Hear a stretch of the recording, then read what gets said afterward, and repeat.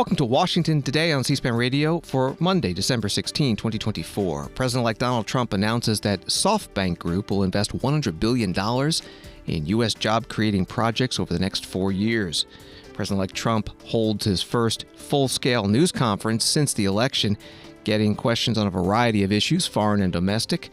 About the wave of drone sightings on the East Coast, he says the government knows what is happening. For some reason, they don't want to comment.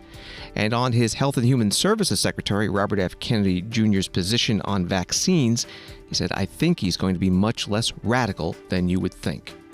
President Joe Biden creates a national monument honoring Frances Perkins, former Labor Secretary under former President Franklin D. Roosevelt and first woman to serve in a presidential cabinet, and an advocate for FDR's New Deal economic programs. Federal government funding runs out on Friday. House Republican leaders say the text of an extension is close to being finalized.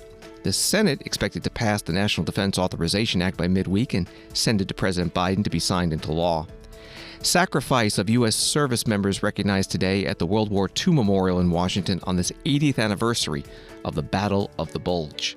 And Congress sends a bill to President Biden for signature that names the bald eagle as the official national bird of the United States. From the Wall Street Journal, Donald Trump and SoftBank Group CEO Masayoshi Son jointly announced Monday that SoftBank plans to invest at least $100 billion in U.S. projects over the next 4 years as the president-elect seeks to project enthusiasm over his return to power. The Japanese internet and telecommunications company estimates that its U.S.-based investments will create 100,000 jobs focused on artificial intelligence and emerging technologies, and plans to complete the work before Trump leaves office in 2029. That was from the Wall Street Journal. The two spoke at the start of President-elect Trump's news conference at his private club and residence Mar-a-Lago in Palm Beach, Florida. Today, I'm thrilled to announce that SoftBank will be investing $100 billion in America, creating 100,000 American jobs at a minimum. And he's doing this because he feels very optimistic about our country since the election. And many other people are also coming in with tremendous amounts of money. You probably noticed that a poll was just taken. It's business is literally in 39 years, there's been nothing like it. It's been the biggest increase. Small business owners gave it a 41% jump. It's the biggest jump that we've had in 39 years. And nobody's ever seen anything like it. And it's just they're very optimistic. This historic investment is a monumental demonstration of confidence in America's future, and it will help ensure that artificial intelligence, emerging technologies, and other industries of tomorrow are built, created, and grown right here in the USA. One of the beautiful things about Masa is he's very much involved with emerging technology. He probably knows it maybe better than almost anybody. So it's a great honor. And some of you remember after the 2016 election, also SoftBank committed to invest $50 billion in our country, and they did. And I'm very pleased to say that they kept that promise in every way, shape, and form. And now they're looking to do 100, and I've looked at their books. They do have the possibility of doing more. I'm going to ask them to do a little bit more, but first I'm going to ask them to speak and just to say a few words. Masa, please. Thank you. Thank you. Please. Thank you. Thank you. Thank you very much. Appreciate it. Thank you, Howard. Thank you so much. I'm very, very excited. I would really like to celebrate the great victory of President Trump. And my confidence level to the economy of the United States has tremendously increased with his victory. So because of that, I'm now excited to commit this $100 billion and 100,000 jobs into the United States. This is double of last time, as President Trump said. Because I say, oh, President Trump is a double-down president. I'm going to have to double down, you know, $100 billion and 100,000 jobs. This is, you know, my confidence level, because that has doubled down. Masayoshi Son, the CEO of SoftBank Group, with President-elect Donald Trump at Mar-a-Lago, his private club in Florida. And during this exchange, Donald Trump did jokingly ask if Masayoshi Son would double again, saying, "Would you make it $200 billion?" Donald Trump said last week that he would fast-track permitting to any company that invests $1 billion or more in the United States. After the opening statements, President-elect Trump answered reporters' questions for about an hour on domestic and foreign affairs issues. One topic was the sharp increase in drone sightings in New Jersey, New York, and now elsewhere around the country. Biden administration officials have been saying there's no evidence of foreign involvement with the drones, no danger to the public, and authorities are continuing to investigate. Can you comment on the drones that are flying around New Jersey ports? It seems like the American people have a big disconnect. The government knows what is happening. Look, our military knows where they took off from. If it's a garage, they can go right into that garage. They know where it came from and where it went. And for some reason, they don't want to comment. And I think they'd be better off saying what it is. Our military knows and our president knows. And for some reason, they want to keep people in suspense. I can't imagine it's the enemy, because if it was the enemy, they'd blast it out. Even if they were late, they'd blast it. Something strange is going on. For some reason, they don't want to tell the people, and they should, because the people are really, I mean, they happen to be over Bedminster. Will you shoot them down? They're very close to Bedminster. I think maybe I won't spend the weekend in Bedminster. I've decided to cancel my trip. Have you received an intelligence briefing on the drones? I don't want to comment on that. President-elect Donald Trump at a news conference at his private club, Mar-a-Lago, in Palm Beach, Florida, referring to his golf club in Bedminster, New Jersey.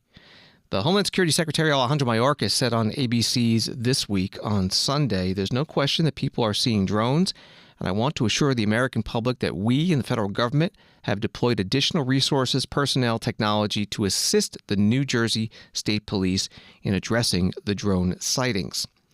Senator Chuck Schumer, Democrat from New York and the majority leader, said on the Senate floor in Washington today that he'll be bringing up legislation this week to deal with the drone sightings. Yesterday, Madam President, I called on Homeland Security Secretary Mayorkas to quickly deploy any available drone-detecting tools to help New York and New Jersey deal with the mysterious drone sightings of the past few weeks. This week, I will also come to the floor of the Senate to seek passage of legislation that will give local officials greater authority to swiftly respond to these sightings.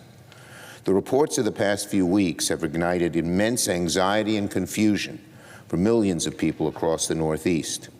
Thankfully, there's no reason to believe these drone sightings pose a national security threat. But even so, they can be disruptive if they fly over restrictive airspace, particularly near airports and bases. While there's no shortage of reports about possible drone activity, we still have very few answers on where some of these drones come from and who may be operating them. The people of New York and New Jersey have a lot of questions and haven't gotten many answers. We know one thing, though. Local officials now don't have the resources nor authority to get to the bottom of what's happening. This is federal jurisdiction, but of course, because drones are so new and there are so many in so many different places, including recreational users, that we need to do a lot more. Senate Majority Leader Chuck Schumer, Democrat from New York, on the Senate floor in Washington. Returning to President-elect Donald Trump's news conference in Mar-a-Lago, Palm Beach, Florida, he was also asked about his choice for Health and Human Services Secretary Robert F. Kennedy Jr., who today starts meeting with Republican senators in Washington, trying to win their votes for confirmation. A New York Times article reads, Mr. Kennedy will almost certainly be questioned about his longtime anti-vaccine advocacy. He has said that he does not want to take away access to vaccines, but has repeatedly questioned their safety, trying to link them to a rise in autism in children, a debunked theory. That was part of the New York Times article. Here's the question to President-elect Donald Trump. He's on the Hill today. He's meeting with senators. What do you say to people who are worried that his views on vaccines will translate into policies that will make their kids less safe? No, I think he's going to be much less radical than you would think. I think he's got a very open mind, or I wouldn't have put him there. He's going to be very much less radical. But there are problems. I mean, we don't do as well as a lot of other nations, and those nations use nothing. And we're going to find out what those problems are. And another thing that came up, the dinner was fascinating because I had Bobby and I had, again, the head of Pfizer. You know who that is. He's a highly respected man who has run an incredible company. Likewise with Lilly, the top two people. And we had the head of the industry also. So all companies were represented. And I said, let's have it out now a little bit. And you know what came out of that meeting is that we're paying far too much because we're paying much more than other countries. And we have laws that make it impossible to reduce. And we have a thing called the middleman. You know the middleman, right? The horrible middleman that makes more money, frankly, than the drug companies, and they don't do anything except they're a middleman. We're going to knock out the middleman. I'm going to be very unpopular after that statement. Mr. President, What about the I don't know who these middlemen are, but they are rich as hell. And we're going to knock out the middlemen. We're going to get drug costs down at levels that nobody has ever seen before. And that really, I tell you, we spent more time talking about that with Bobby and with the executives and Oz, all of them. We spent more time talking about that than anything else. Thanks, President Trump. What about the polio vaccine? Well, I'm a big believer in it, and I think everything should be looked at, but I'm a big believer in the polio vaccine, the Salk vaccine. Do you think schools should mandate vaccines? Do you think schools should mandate vaccines? I don't like mandates. I'm not a big mandate person. So, you know, I was against mandates. Mostly Democrat governors did the mandates, and they did a very poor thing. It was, you know, in retrospect, they made a big mistake having to do with the education of children. You know, they lost like a year or 2 years of their lives. The mandate was a bad thing. I was against the mandate. President-elect Donald Trump at his news conference, his Mar-a-Lago club, Palm Beach, Florida, ran a little over an hour, covered many different topics, foreign and domestic issues, and you can find the video at cspan.org. Story from E&E News: opponents of Robert F. Kennedy Jr.'s nomination to lead the Health and Human Services Department are buying tens of thousands of dollars in ads across the states of key Republican senators as he plans to meet with them this week. Protect Our Care, which has launched a Stop RFK War Room, has bought advertising slots from digital ads to billboards, calling on constituents to urge their senators to oppose Kennedy's nomination, leaders of the group told Politico. That was from their E&E News newsletter. Here is the digital ad. Robert F. Kennedy Jr. is no healthcare leader. He's a threat to your family's health. RFK Jr. spreads deadly lies about vaccines, calling them unsafe and ineffective. His conspiracy theories fueled a measles outbreak in Samoa, killing 83 people, mostly babies and toddlers. RFK went and rallied that country against vaccinations. It resulted in the deaths of 83 innocent children. Now he's been nominated to oversee America's healthcare system, Medicare, Medicaid, vaccines, research. The health of every American is at stake. There's no vaccine that is, safe and effective. He defund life-saving research and drug development, gut the FDA, let diseases like polio and measles resurge. This isn't leadership, it's a death sentence. Tell your senators, reject RFK Jr. He's not just unfit, he's dangerous. That ad from the group Protect Our Care. And returning to the E&E News article, the group is targeting GOP senators it believes could be persuaded to vote against Kennedy's confirmation. Lisa Murkowski of Alaska, Mike Crapo of Idaho, Susan Collins of Maine, Bill Cassidy of Louisiana, Tom Tillis of North Carolina, Mike Rounds of South Dakota, John Cornyn of Texas, Shelley Moore Capito of West Virginia, and the newly elected Jim Justice, also of West Virginia. This is Washington Today. President Joe Biden visited the Labor Department in Washington to sign a proclamation creating a national monument honoring former Labor Secretary Frances Perkins, first woman to serve in a presidential cabinet. An AP article about the visit reads, Perkins helped President Franklin D. Roosevelt formulate policies behind the 1930s New Deal and create safeguards in the national economy following the Great Depression. During her 12 years as Roosevelt's labor secretary, she was credited with helping establish the Social Security Act, the Fair Labor Standards Act, and the National Labor Relations Act that established workers' rights to organize and collectively bargain. That was from AP. Here is President Biden.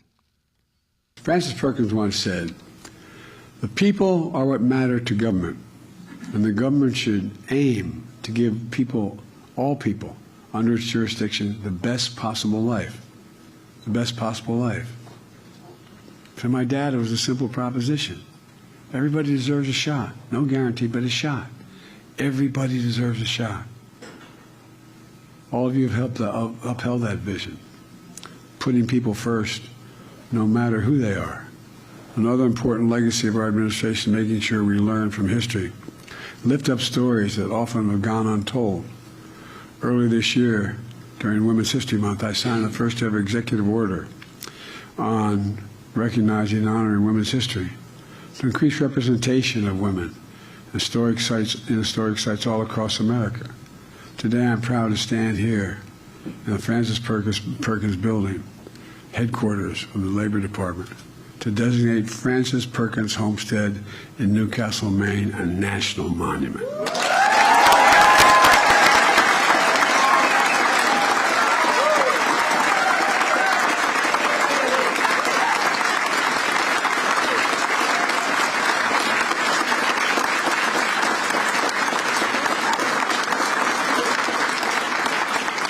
Secretary Holland is also going to be announcing 5 new National Historic Landmarks to honor women's contributions to American history. It includes Charleston Cigar Factory, where black women led worker strike that opposed gender and racial discrimination, advocated for better pay for working conditions. Look, too many people want to rewrite history or ignore it. Look, all we want to do is make sure we record history, the good, bad, and the indifferent, who we are. I was able to show up in an Indian country and apologize for what we did to the Indian Americans, for the schools we made them go to and took them right off the reservations for their parents. Throughout our history, women's vision and achievements have strengthened this nation, to state the obvious. That's why I've kept my commitment to have an administration that looks like America. It includes having more women in senior access all across the board, starting with my amazing Vice President, Kamala Harris.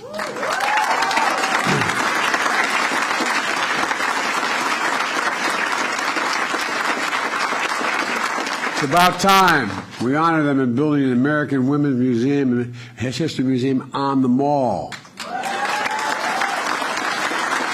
And the Women's Suffrage National Monument on the National Mall.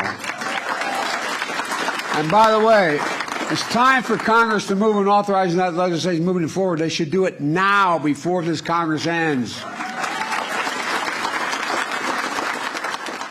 President Joe Biden at the Labor Department in Washington, D.C. Congress in 2020 passed legislation allowing the creation of a National Women's History Museum and also a National Museum of the American Latino, part of the Smithsonian. The Women's History Museum does have a website. It's womenshistory.si.edu, which estimates it will take at least 10 years before physical buildings will be open to the public. Wall Street today, the Dow down 110, NASDAQ up 247, S&P up 22. From thehill.com, top Republicans are signaling progress in government funding talks as leaders look to clinch a deal ahead of a looming Friday deadline. House Appropriations Committee Chair Tom Cole, Republican of Oklahoma, told reporters on Monday that the differences are narrowing between all sides as they try to hash out the last significant funding deal in the divided Congress. Lawmakers were expected to roll out legislative text over the weekend, but those hopes were dashed as economic assistance for farmers emerged as a key sticking point in talks. Both sides traded blame over the weekend as negotiations over help for farmers appeared to flounder. While Cole said Monday discussions are moving in the right direction, he acknowledged the aid as a substantial factor in talks. Lawmakers on both sides have detailed offers for more than $10 billion in proposed assistance, but there are partisan divides over the scope of the aid and how it's structured. Some Republicans have also raised concerns about the potential cost. That was all from The Hill. The House Rules Committee met today to consider rules for House floor debate on another bill, but at the start of the meeting, the committee leaders spoke about government funding. First, the chair, Michael Burgess, Republican from Texas. I want to address the elephant in the room.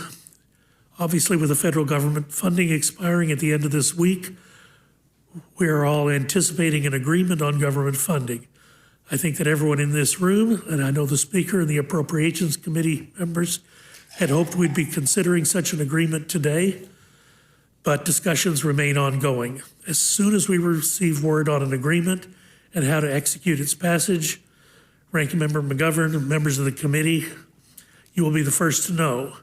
But for now, this committee will remain on hold until we know what comes next.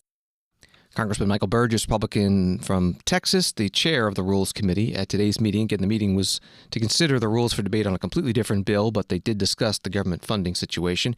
He referred to the ranking member, that's James McGovern, Democrat from Massachusetts.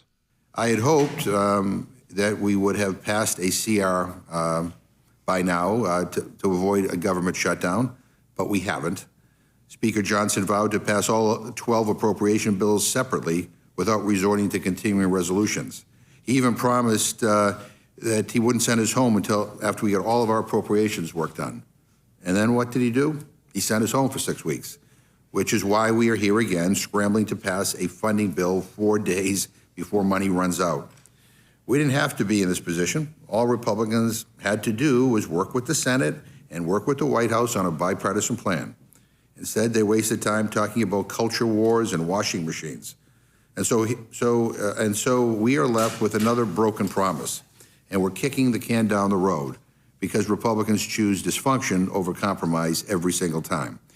Congressman James McGovern, Democrat from Massachusetts, ranking member on the Rules Committee at a Rules Committee meeting.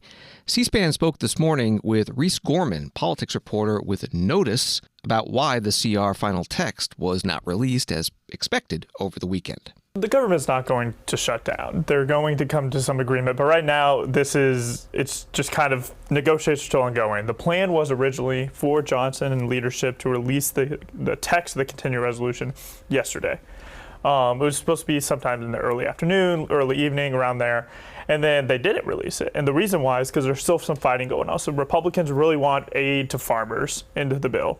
And obviously, if you want to add, but they need Democrats to support it. So they're like, Democrats will look at it as like, oh, if Republicans want this, then we need to get something out of it. So currently, there's a lot of back and forth over what they're going to add. Democrats have a lot of demands that they can meet. For example, one of it is like 100% funding for the bridge in Baltimore that currently collapsed, as well as some other things. So there's some back and forth there trying to get negotiations. Additionally, there are some Republicans that are really upset about this kind of like health initiative bill, this PBM reform bill that's that's trying to get in there. That's really just upsetting people. I mean, this was kind of going on Friday. So there's a lot of stuff that's upsetting to the point to where Republicans are going to need Democrats to vote for it in order to pass it. Democrats know that, so they're trying to get their money's worth. Like, if you need us to vote to save you guys, then you're going to need to give us something in return. What is funding for farmers? How did that come up in the end of this year? So, like, one of the biggest things was the Farm Bureau really sent out and tried to kind of urge us. Members like, farmers need this. Farmers are in trouble. They need this kind of aid. They need this help. And so this kind of all came about that way. And obviously, the Farm Bureau is really big in a lot of rural districts, especially. And so this is really something that Republicans really started pushing for, especially more rural Republicans. And Johnson and House Republicans are inclined to give this to them. But again, as I said, like, Democrats, it's not that they necessarily oppose it. They're just like, well, if you're going to give Republicans this, then you still need our support. So we're going to need something in return. And so it's really just kind of stalling the whole negotiations. And then remind people, if they do pass this, how long of a continuing resolution this is. It's more than likely, the rumor here is till beginning of March. So Johnson really wants to kind of get something into March, which, as I've reported before as well, is that there's a lot of Republicans that are upset about that. I mean, this could be well into Trump's first 100 days. So they're going to have to be dealing with reconciliation, with Senate confirmation. So they're going to be having to deal with a lot, and then you're going to throw government funding on their plate. Additionally, there's likely going to be a 217, 215 majority. It's likely going to be a very slim majority because you're going to have Matt Gaetz, who's already resigned. His seat's not going to be filled by then. Mike Waltz is going to be resigning on January 20th to go be National Security Advisor. You're going to have Elise Stefanik, who likely will be confirmed by then, so she won't be a member of the House anymore. So that's going to be a no margin because a tie in the House fails. And so you're going to have no margin for error, and it's already tough enough, as we're seeing today, to pass any kind of legislation, especially spending bills. But they will have a Republican Senate, which makes things easier on that side. It does make it easier on that side, yes. But again, they're going to need 60 votes to get anything passed for government funding, and they're only going to have 53 votes. So they're going to have to kind of do some bipartisanship there to get to that 60 vote threshold in the Senate. And as we know, bipartisanship in the House doesn't really go over well because people, especially there's a lot of the hardliners of the Freedom Caucus, see why would we cave to Democrats if we have the majority in this building. You need to cave to Democrats, at least compromise a little bit in order to get it passed in the Senate. So what's the alternative? A 12-month, 9-month government funding bill, CR? Really, there's no alternative now. This is really the only thing Johnson really can do. I mean, if he were to do a longer CR, people would be very upset. It likely wouldn't pass. If he would, there's a lot of members that I talked to that said they would have preferred just to quote unquote clear the decks, which would have mean get funding off the plate, actually do the spending bills, actually do the appropriations like they're supposed to, not just do a continuing resolution. Obviously, with only, 4 days now, that's not a possibility. And so people realize that this is now Johnson's only option.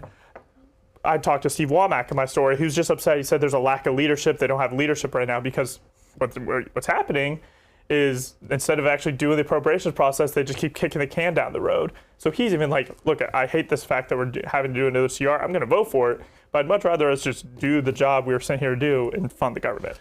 Reese Gorman, politics reporter with Notice on C-SPAN's Washington Journal program this morning. Congressman Eli Crane, Republican from Arizona, posting on X today, Congress is voting on legislation this week that will fund the entire federal government. The text of the legislation has still not been released to the public. Does this process make you more or less confident in Congress? And Senator Jerry Moran, Republican of Kansas, with this post, if there is no assistance for our farmers and ranchers in the continuing resolution, I will not support the bill. Through no fault of their own, Kansas farm families are struggling to keep their heads above water, and it is critical they receive assistance as soon as possible to continue their operations. I will continue working with my colleagues on the Senate Appropriations Committee and Ag Committee to provide certainty for our producers. The House floor schedule today includes a few dozen bills. They're smaller, generally non-controversial bills, and they do require a two-thirds vote to pass. They're known as suspension bills. The first one up concerned campaign finance, and so it was managed by the chair of the House Administration Committee, Brian Stile, Republican of Wisconsin. But before he got to the bill, he said something about a mass shooting that was happening in his state.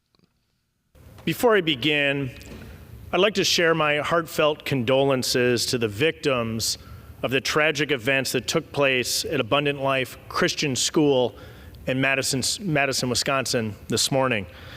We continue to monitor the situation, but we are all thankful to the first responders, the men and women of law enforcement, medical professionals who responded and answered the call.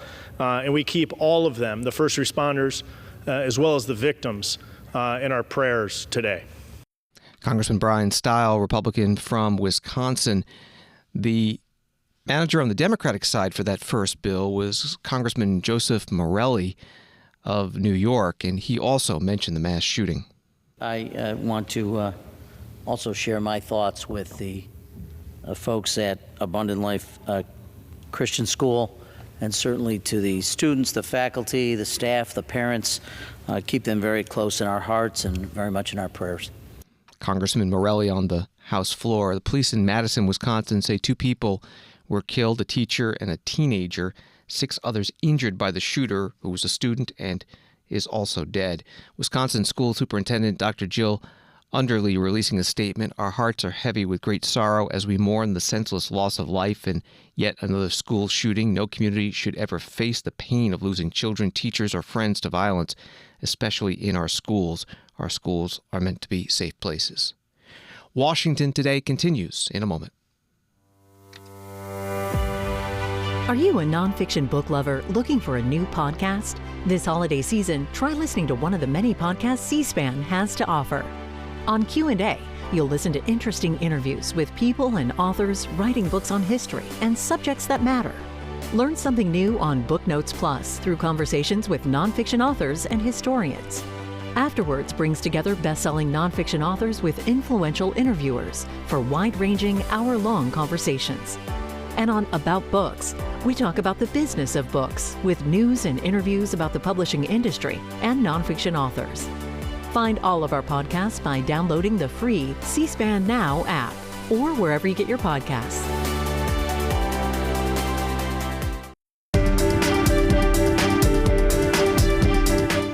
Welcome back to Washington Today, available as a podcast on the free C-SPAN Now mobile app and wherever you get your podcasts. Also available on YouTube. Just search Washington Today.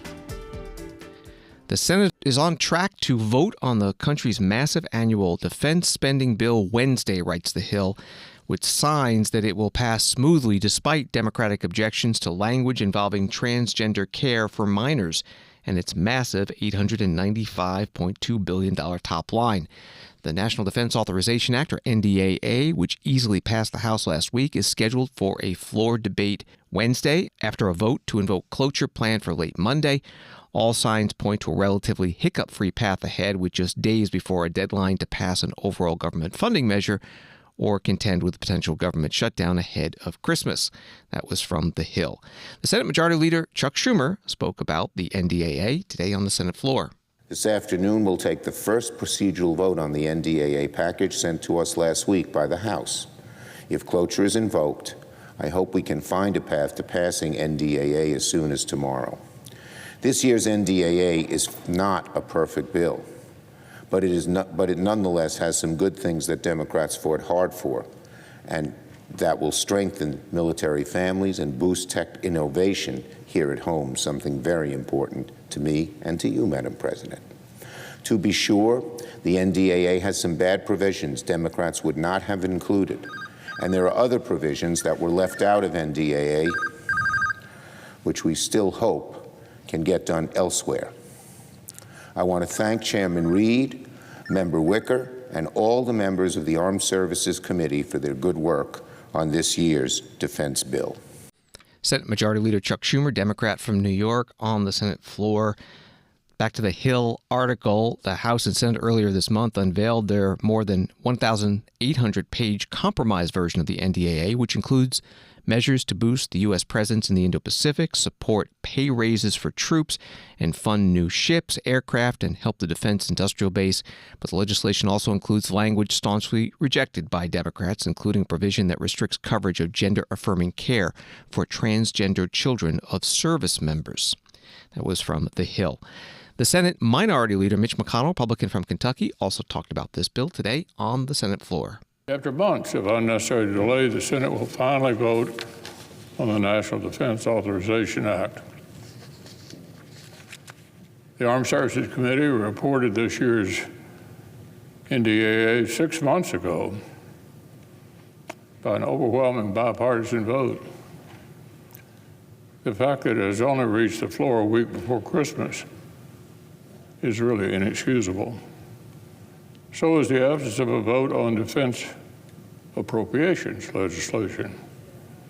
And the blame for this neglect will rest squarely on the outgoing Senate majority. Ranking Member Wicker and our colleagues on the committee tried mightily to ensure that the final bill, Congress' main annual opportunity to shape national defense priorities, backs tough talk on growing threats with the tools required to meet them. But the NDAA, like all major legislation, is a compromised product. In the absence of the Senate-backed increase to top-line investments will go down as a tremendous missed opportunity. Artificial budget restraints mean that major bill provisions, like a pay raise for enlisted service members, will come at the expense of investments in the critical weapon systems and munitions that deter conflict and keep them safe. For all the talk about growing threats to America's national security, it's past time for an honest conversation about the military requirements to meet those needs. And if this NDAA offers any valuable lesson, it's that we have a tremendous amount of work to do.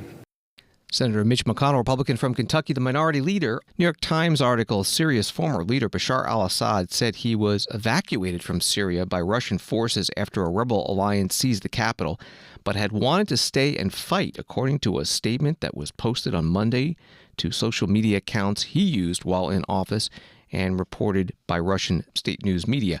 The statement, which said it had been issued from Moscow, contained what appeared to be the first public comments from Mr. al-Assad since its government was overthrown just over a week ago.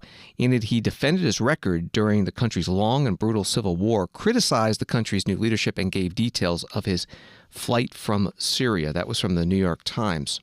U.S. Secretary of State Antony Blinken said in a press conference in Jordan on Saturday that the U.S. has made direct contact with the Syrian rebel group that deposed Assad. There were more questions about this at today's State Department briefing in Washington with spokesperson Matthew Miller. Secretary, during the trip, also talked about direct communications with HTS. Could you say who from U.S. government talked to who at HTS, and what was the message? What kind of feedback you got? I'm not going to get into that level of detail, but we have had, I will say, more than one communication with HTS over the past week. And those communications have been largely focused around, let's call them, two buckets of issues. The first is the importance of locating and returning Austin Tice to his family. As you know, that has been a top priority for the United States government. We have a number of people engaged on trying to find Austin Tice and bring him home, and we communicated directly to HTS that anything that they could do to help us find him, we would greatly appreciate, and they committed to do that. The second area of communications has been around the principles that the Secretary laid out publicly early last week, and then you saw countries in the region coalesce around over the weekend. Those are the ones I just went through, making clear to HTS that while we have heard them say in their public statements that they're committed to an open and inclusive and transparent government, that we believe it is important that they actually adhere to that, as well as adhere to these other principles, and that we will be watching them closely over the coming weeks. Right. So at the moment, it sounds like a number of things are being discussed. Delisting HTS, perhaps potentially an eventual recognition.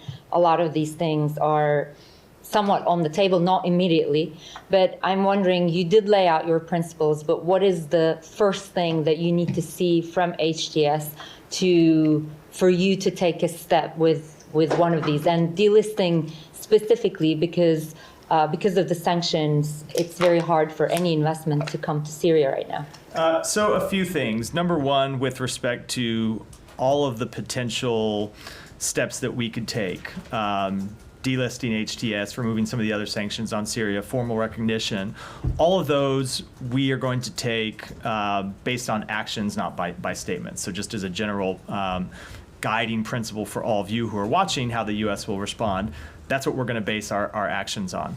I'm not going to get into trying to sequence which one of those could come first, or which of those principles we're going to look at to be implemented first by HTS. We think they're all important. But we're watching what they do now, and certainly making clear that they want to be inclusive in dealing with other groups inside Syria, making clear that they respect women and minorities as they stand up interim governing authorities, making clear that Syria won't be used as a base for terrorist groups. We're going to be watching all of those things over the coming weeks. State Department spokesperson Matthew Miller at his news conference in Washington. Story from UPI. The U.S. Embassy in Syria on Monday urged all Americans in the country to leave due to what it said was an ongoing volatile and unpredictable security situation with armed conflict and terrorism throughout the country. The embassy warned in a post on X that due to the closure of the U.S. mission in Damascus in 2012, due to the civil war, it could not offer any direct assistance, and that U.S. citizens should prepare contingency plans for emergencies and be prepared to shelter in place for extended periods. That was from United Press International. The U.S. Army Brass Quintet playing at the World War II National Memorial in Washington, D.C. for a ceremony marking the 80th anniversary of the Battle of the Bulge, the surprise attack by Germany on Allied forces in the forests of the Ardennes region between Belgium and Luxembourg. One of the speakers today, Alex Kershaw, resident historian of the Friends of the National World War II Memorial. 80 years ago today, tens of thousands of Americans faced their greatest test. German forces stormed through their lines in the Ardennes. The Battle of the Bulge had begun, the deadliest battle of World War II for the United States. Soon, 19,000 men would be dead, 50,000 wounded, 23,000 missing. It was indeed a severe test of faith, of fighting skill and endurance. Many men from Patton's Third Army carried prayer cards. Here is a replica of one of the 250,000 prayer cards carried by men of Patton's Third Army during the Battle of the Bulge. 80 years ago today, those men needed these cards. The card reads, "Almighty and most merciful Father, grant us fair weather for battle. Graciously hearken to us as soldiers who call upon Thee, that, armed with Thy power, we may advance from victory to victory and crush the oppression and wickedness of our enemies, and establish Thy justice among men and nations." Eventually, the skies cleared and Patton's prayer for good weather was answered. By late January 1945, victory had been won. Churchill called it the greatest US battle of the war, a truly great American victory. Justice would be established. Wickedness would be vanquished. 80 years later, we pledge here, always we will remember them. Alex Kershaw, resident historian of the Friends of the National World War II Memorial, at today's Battle of the Bulge 80th anniversary ceremony at the memorial in Washington. Friends of the Memorial says that it was a special ceremony to honor the more than 1 million Allied service members who participated in the campaign and the over 22,000 allies and civilians who were killed. They write World War II veterans and representatives from allied nations will lay wreaths at the memorial's Atlantic Arch in a moving tribute to their sacrifice. The House of Representatives today passed a bill the Senate already passed to make the bald eagle the official bird of the United States. A Washington Examiner article says that despite popular belief that the bald eagle has already received this honor, and some government departments touting its status as the national bird in official documents, the bird has never received the designation. But all that changed this week when the House voted on a bill to name the bald eagle the national bird. On the House floor, here's Congressman Russell Fry, Republican from South Carolina. Mr. Speaker, the bald eagle has long been associated with and a symbol of the United States. It was first adopted in the Great Seal of the United States in 1782. Versions of the Great Seal are used in the seal of the President of the United States, the House of Representatives, the Senate, and by countless federal agencies and departments. The bald eagle appears on the flags and insignia of our military, on our passports and our currency. It appears on the flags and the seals of several states as well. The bald eagle is also important to Native American tribes across the United States. It plays a key role in sacred belief systems and traditions, stories, ceremonies, and insignias. Despite this long and intertwined history of the United States and the bald eagle, it has not been officially designated as our national bird. S 4610 would change that. This bill would amend Title 36 to enshrine the bald eagle as the national bird, along with our national anthem, national motto, and other symbols of our country. I urge my House colleagues to support the bill, and I reserve the balance of my time.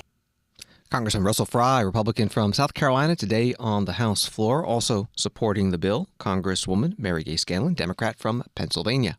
The bald eagle, native to North America, is a long-standing and cherished symbol, as well as one for whom football fans in my district share a special affection.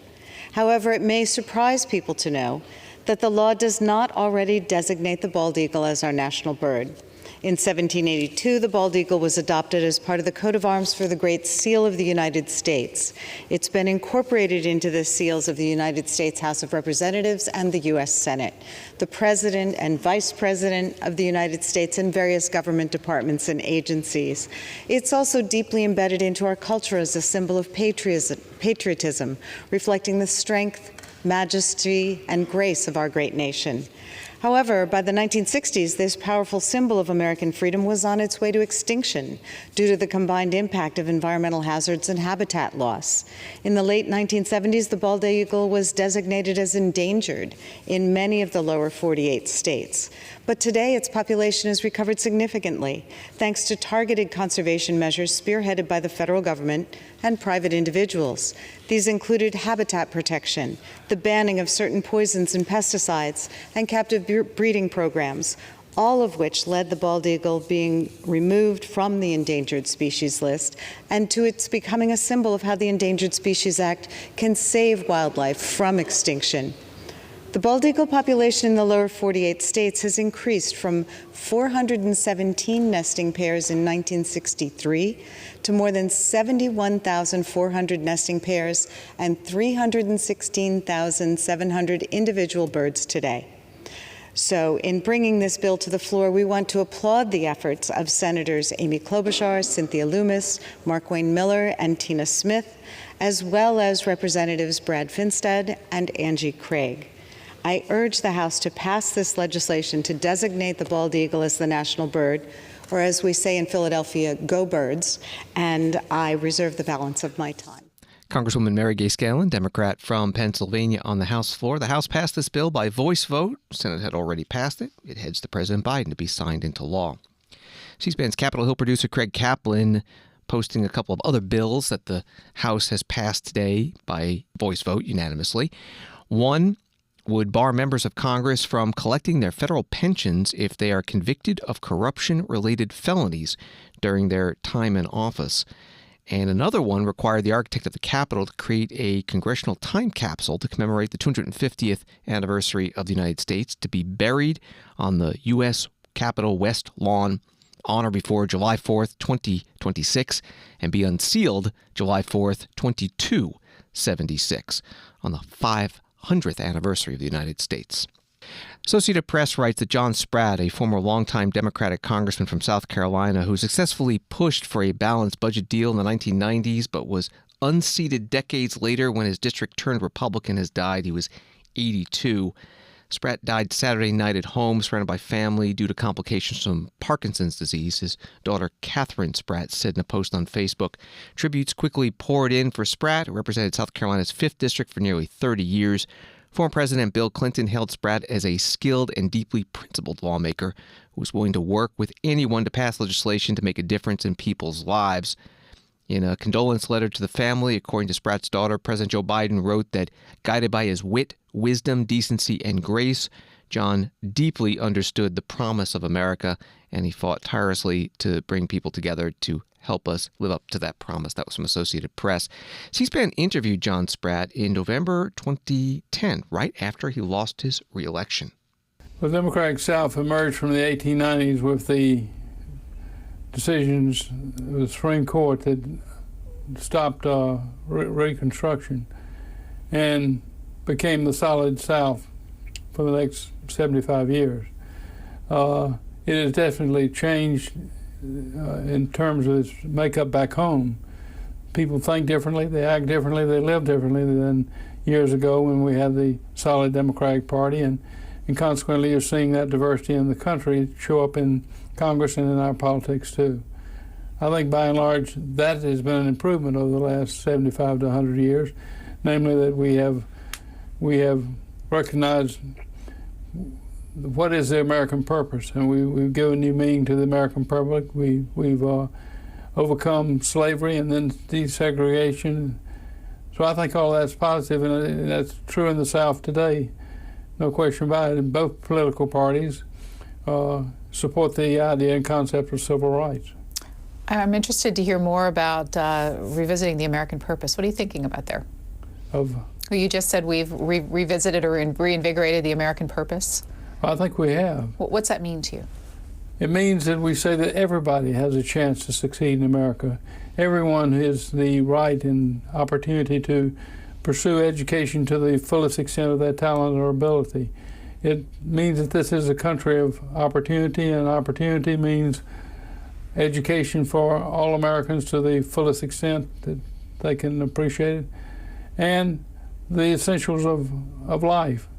There's a commitment to see that people have a minimum of health care, good education, and at least basic foodstuffs so they can survive. I mean, the American, it's a country that pulls together and tries to constantly to hold up higher and higher examples that we can emulate. And I think there's hits and misses when it comes to that kind of philosophy, but it's definitely a recurring philosophy in American life. Former Congressman John Spratt, Democrat from South Carolina, former Budget Committee chair, in 2010 after he lost re-election after 28 years in Congress. John Spratt has died at age 82. Congressman Ralph Norman, Republican of South Carolina, posting on X, "I'm sad to hear the news of John Spratt's passing. He was a man who dedicated his life to public service, and he set the gold standard for constituent service. He was the epitome of a Southern gentleman. My prayers are with his family." Thanks for listening to Washington Today. Subscribe to C-SPAN's evening newsletter word for word. It's free, and get the stories shaping Washington sent to you every day. You can sign up at cspan.org/connect. Have a good night.